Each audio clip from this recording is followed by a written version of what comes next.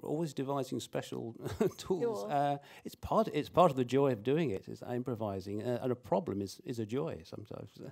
But a lot of the time we didn't have a lot of space. For example, as he walks up the building, the room we were filming it in was only so high.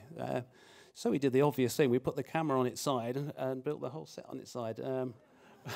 Now, again, this is something we use time and time again. The hill sequence in Loaf and Death, which we'll see later, because they're going down quite a steep hill. Now, if we'd built that as a full-size set, it would, one end would be down there, one end would be up there, and how we get the animator up there and down there, and so we built the whole hill on that level and put the camera on the slant. It did mean all the buildings on that hill are actually built on a slant. So, but when you actually see it projected, everything is that way around, so it's corrected. So it's on the level. The other thing as well, which goes back to the train chase and the lorry chase, is we recycle, because we build this set and we light it and dress it in such a way that one end of it and the other end are exactly the same. So basically, as you're doing your shot, you go from there, and as soon as you get to the end, you take it all back to the end again and carry on. It's an infinity set. It could go on forever, and it feels like it does on some of the films, because it's stretching reality. But so you see that hill is recycling the same things again. The train chase was recycling. The lorry sequence was recycling. And also, lack of finance, I suppose, that recycling and the blurred background meant it didn't cost us very much in terms of props and things. We'd use the same things over and over again.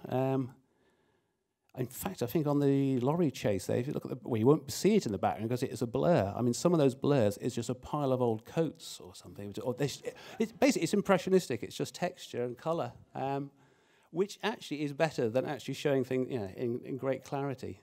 So that's another trick, really, is use an impressionistic look of something rather than go for like a full vision of what's there. And as you would have seen here, there's painted background, so everything was pretty done in camera. There was a little bit of optical work for the lasers and things on the wrong trousers, but everything else is shot in camera. So there are false perspectives, a lot of scenic art in the background, which you kind of see here, but actually it gives it a rather nice painterly feel to it. So there are quite a lot of basic practical tricks, and actually quite old cinema tricks. I don't think, not on these films, but we have actually done hanging miniatures and things before, and glass paintings, so going back to the old ways. Matter of Loaf and Death is a little bit different. It was shot digitally, so we had a bit more digital post in that, but the other three films are very much shot in camera.